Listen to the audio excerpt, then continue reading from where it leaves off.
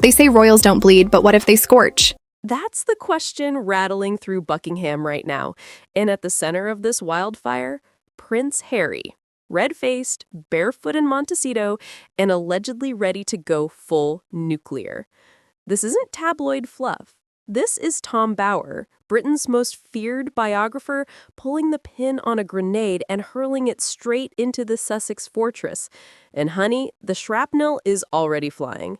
Let's rewind. For years, Harry and Meghan built their image like a Hollywood set. Velvet curtains, golden lighting, and two cherubic children hidden safely off camera. Archie and little Lilibet, rarely seen, never scrutinized. That wasn't just parenting, it was strategy. Harry guarded them like a lion with bloody claws, unleashing lawyers at the faintest whisper. But Tom Bower doesn't scare. He stared down oligarchs and prime ministers. And now he's going after the one thing Harry swore to protect, the legitimacy of his daughter. On national television, with the icy calm of a man holding receipts, Bower suggested the timelines around Lilibet's birth and christening don't add up. Murky documents, missing signatures, and whispers of a private legal review ordered by King Charles himself. Translation: the palace isn't just aware of the questions, they're digging. And if the king calls in lawyers, you know it's serious. The Sussexes reacted like a bomb went off in their living room.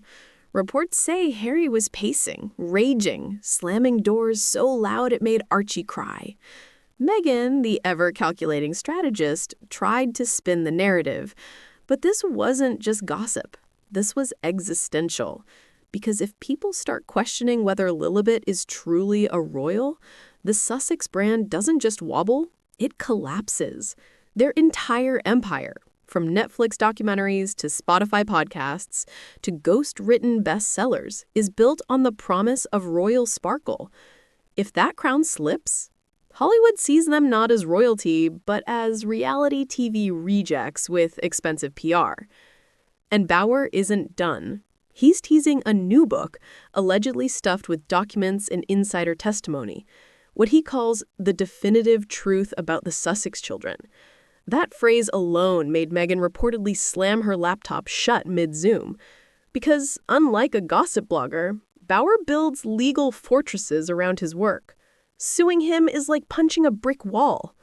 If Harry tries and loses, he validates every claim. Trap set, door locked. Meanwhile, Buckingham Palace has gone silent. No denials, no clarifications, nothing. And that silence is louder than a headline. Because when the palace doesn't speak, it's never by accident. It's strategy. Let Harry flail. Let the world watch him panic. The less they engage, the more guilty he looks.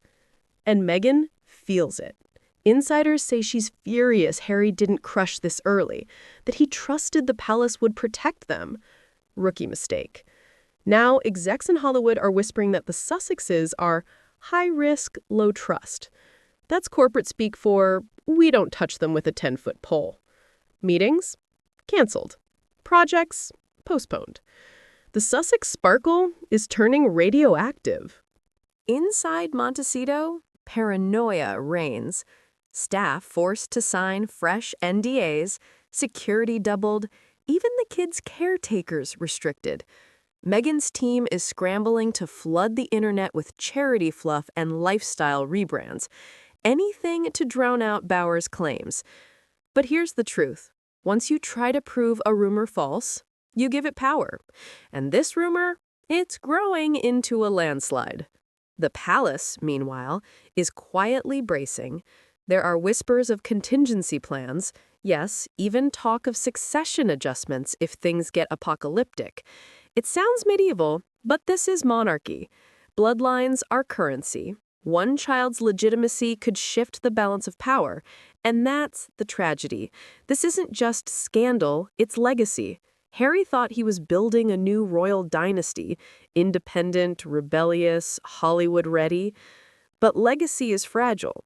Build it on silence, secrets, and spectacle, and it only takes one man with a pin to pop the bubble.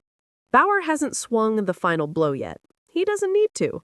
The silence from Buckingham, the panic in Montecito, the hesitation in Hollywood, it's already written the story. The fairy tale is cracked, the trust is gone. And for Harry, that's the wound that never heals. Because sometimes royals don't bleed, they burn. According to whispers that stopped even Candace Owens in her tracks, Meghan Markle didn't just leave Hollywood behind once upon a time. She may have left a daughter behind. A daughter, now nearly 30 years old, who grew up not in London, not in LA, but quietly in Chicago, raised by another family while Meghan erased her from the narrative like she never existed. Yes, I said daughter, and before you roll your eyes, let me walk you through this hidden chapter that Meghan Markle has spent decades trying to bury. Grab your popcorn, because the story starts not in Buckingham Palace, not in Hollywood, but in, wait for it, a tiny Las Vegas wedding chapel in the summer of 1994. Picture it.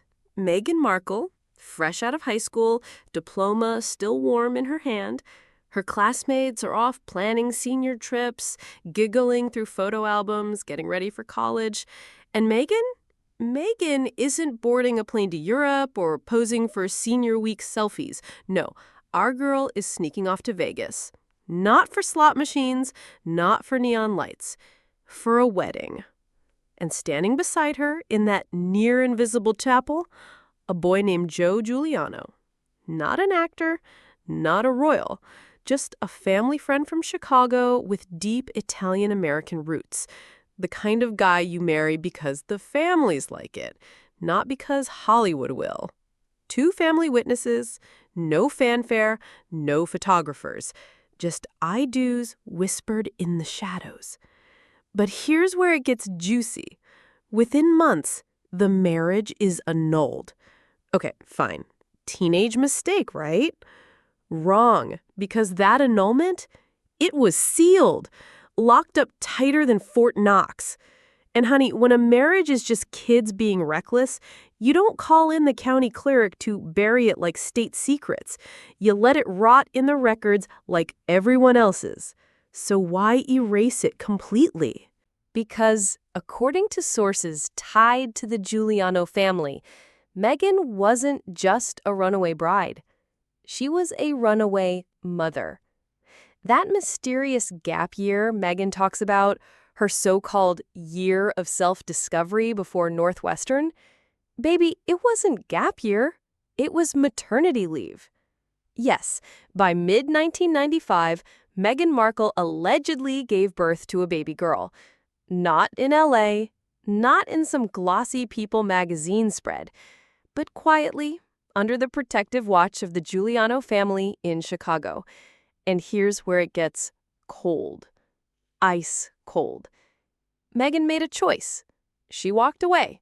She handed that baby over to Joe's family and said, raise her, hide her, pretend she isn't mine. And then she left. No custody battle, no paperwork, just a deal of silence. Neighbors later remembered seeing a young girl at Giuliano family gatherings, but ask who she was, and you'd get the same line every time. Oh, she's just a relative's kid. No school records linking her to Meghan. No public acknowledgement. Nothing. It's like she was raised to be invisible. And Meghan, she scrubbed the slate clean, enrolled at Northwestern, and reinvented herself. Gap year? Check. Theater program? Check. Future Duchess vibes? Double check. That baby?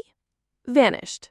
Now, if you're thinking, come on, this sounds like tabloid fantasy, ask yourself this. Why was that Vegas annulment sealed? Why does Meghan's biography skip over an entire year with no photos, no travel documents, no proof of her so-called self-discovery? And why has the Giuliano family stayed so eerily silent for nearly 30 years? Because silence is suspicious, my loves. Silence means there's something worth protecting. And here's the kicker. If the math adds up, Meghan Markle's alleged daughter is now nearly 30 years old. Right now, somewhere in Chicago, there's a woman living her life, working, hanging with friends, maybe scrolling through TikTok, who might just share Meghan's eyes, Meghan's jawline, Meghan's DNA. And she has no clue that the world might one day call her the Duchess's hidden daughter. Imagine waking up to that headline. Imagine realizing you were the family secret that Hollywood, Buckingham Palace, and Oprah never mentioned. And the whispers, they say the resemblance is undeniable. And so somehow he's trying, desperate for an identity, and what he really fears is that when the king, God forbid, dies, that his brother, Prince William... You guys, Prince William just pulled the coldest, most savage move in Windsor history. And it didn't involve a speech. It didn't involve a statement. Oh, no, no, no. He weaponized silence. Yup, he played the royal mute button and aimed it directly at Harry and Meghan. And darling, it landed like a guillotine. Picture this. Harry's team is busy leaking details of some top-secret, heart-to-heart, maybe we'll reunite style meeting with King Charles, only for Catherine, the real queen-in-waiting, to waltz into Wimbledon looking like a Renaissance portrait dipped in sunlight. Meanwhile, William? Baby, he's not even replying to the group chat. The future king is ghosting so hard, Casper's out here filing a trademark claim. Angela, because it's true, isn't it? William does want to banish him, which is why Harry is now sort of dangling this carrot to the royal family via Charlotte Griffiths. Now, let's rewind the royal reel a bit. Harry, our California-based exile, apparently believes that when the king, God forbid, dies, William is going to slam the gates of Buckingham shut so fast he'll leave scorch marks on the marble. So what's Harry doing in the meantime? Dangling himself in front of the palace like a vintage Dior coat at a clearance sale. Come on, someone buy me back. But William's in his Marie Kondo era. If it doesn't spark loyalty, he's not keeping it. And listen, I get it. Harry wants to carve out his identity, but right now it's giving podcast guest who won't leave the studio. Every time the royals breathe, Harry and Meghan leak a mysterious story. And this latest secret meeting between their team and palace aides? Girl, that was pure fanfic with a sprinkle of desperation. But he's advised by people, Californian advisors, who don't understand Britain. So they let the Mail do the photographs. They think it's clever for him to recreate. And you just know Meghan was behind that timing. I mean, the second Catherine steps into the royal spotlight looking like Wimbledon was created just to match her wardrobe, boom! The Sussex camp conveniently leaks a scoop. A meeting? On that day? Please, that's not PR strategy, it's main character syndrome on steroids. But here's the twist. William didn't even blink. No reaction, no denial, no sternly worded letter from the palace. And that, my loves, is where the real power is. Because Meghan's whole PR playbook, it thrives on opposition, drama, headlines, a royal rebuttal. But when William doesn't show up to the fight, suddenly it's just Meghan shadowboxing in front of a flashing cursor. So, and I thought that the fact that they were only there for 10 minutes, that there was a camera. Meanwhile, Charles is trying to be the royal Switzerland, navigating this minefield while praying someone sends him a Father's Day card. But let's be real, every time he plays peacemaker, it's like trying to hug a hurricane while wearing a velvet crown. William wants boundaries, Charles wants brunch, and Harry wants both attention and an apology with a side of Netflix residuals. And can we talk about Catherine for a second? Because while Meghan is out here whispering about secret palace rendezvous and revenge memoirs, Catherine's just existing, gracefully, regally, and without uttering a single syllable. She didn't need a podcast, she didn't need a comeback tour, she just showed up in white and ate. The girl didn't steal the show, she is the show. And the best part? She did it while Meghan was trying to break the internet. Plot twist, no one cared. Forward, when he hasn't said an apology, hasn't got an apology for his father, who actually only in the beginning of... Now here's the conspiracy no one's talking about. Are we sure this isn't on purpose? I mean, what if William is playing chess while Harry's still eating the checkers? He's not just ignoring them, he's erasing them. Palace insiders say William doesn't even mention Harry's name anymore. Not in meetings, not in Christmas planning, not even when the royal corgis bark in Morse code. And that, my friends, is the real punishment. No scandal, no drama, just nothingness. The royal mute button isn't just activated, it's locked in, password protected, and buried somewhere under the throne. So where does that leave Harry and Meghan? Floating in the royal abyss, desperately trying to light fires with a broken match. Their stories are getting less press, their leaks less traction. And without William playing villain, they've got no plot, just vibes, and not the good kind.